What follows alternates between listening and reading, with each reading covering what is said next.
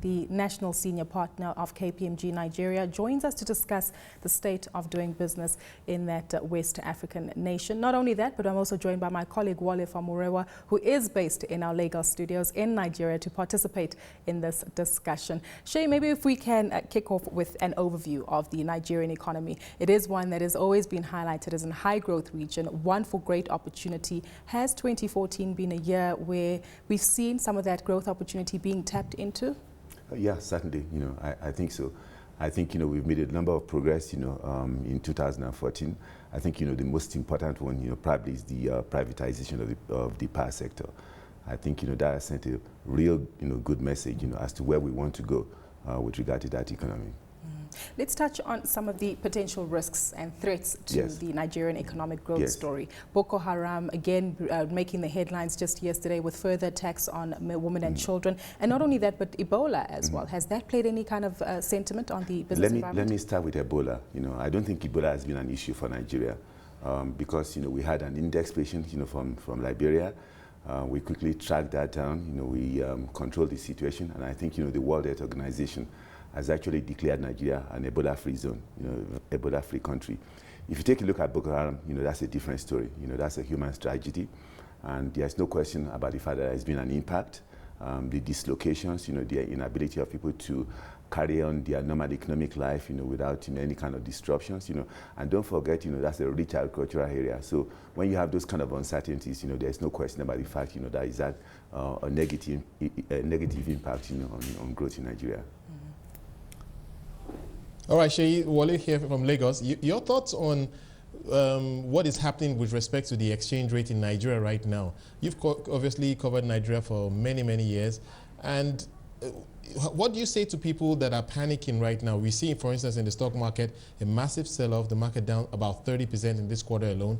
Your take on the investment opportunity that Nigeria still presents, regardless of the volatility we're seeing in the exchange rate right now? Well, I think, the exchange rate situation is something, that has to be done.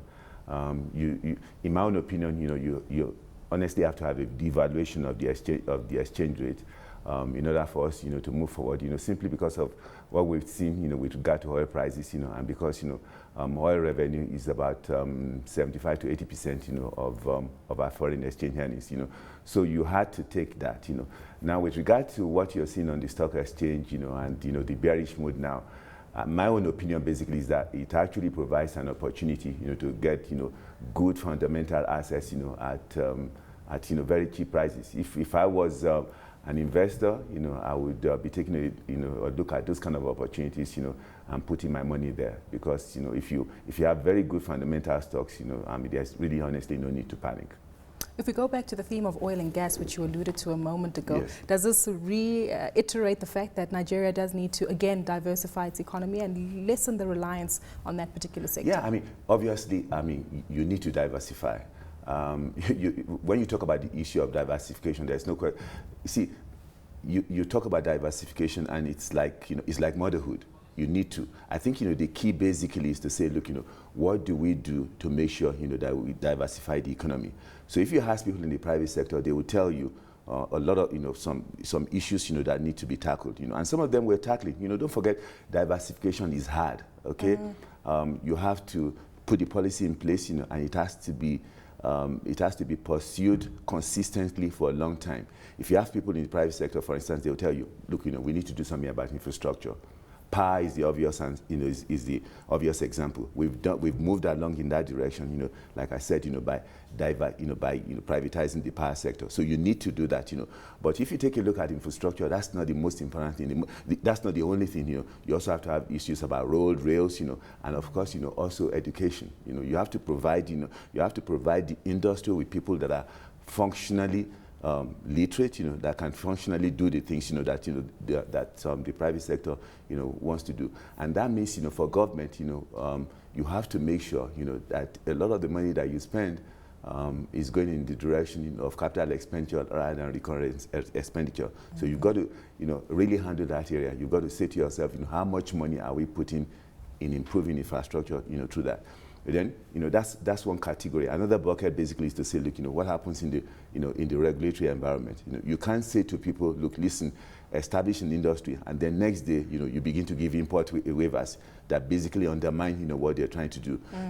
People, if you talk to people in the private sector, they tell you, look, what about access, to land, to land titles? So it's not only a federal government issue, it's also a state, and local government issues, those kind of things, And, there are several examples, that you can cite, Another bucket, for instance, is the issue, of price distortions, Why haven't we, for instance, been able to have, refineries?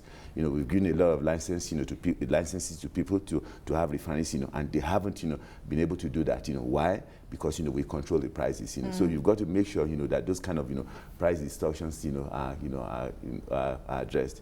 Like I said, it's not easy.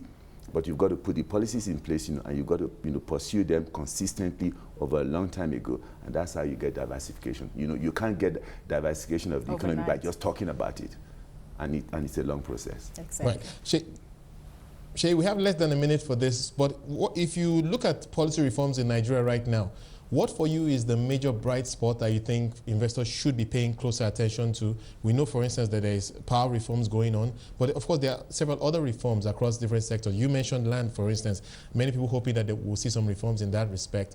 So for you, what is the main bright spot that you think people looking positively at Nigeria should pay attention to? I think, there's no question in my mind, that if you take a look at Nigeria now, the issue is, going forward in terms of policy consistency, and that's why if you take a look at 2015, for instance, and take a look at the ideology of the two political parties, it's not radically different. I don't see any political party saying to us, for instance, that we should be going back to a socialist, kind of economy. So if I was an investor, taking a look at Nigeria, I'd be taking a look, at what kind of policies, are we going to pursue in 2015? And I think, the thing that's really gratifying is the fact, that, most of the political parties, most policymakers, feel that we should be going in the direction, of encouraging private sector and, in a sense, curtailing the growth, of the public sector. That's what gives me room for optimism. Seyi, thank you so much for your time today and giving us the positive sentiments and a realistic outlook on Nigeria's economy. That was Seyi Bickersteth. He's the National Senior Partner of KPMG Nigeria.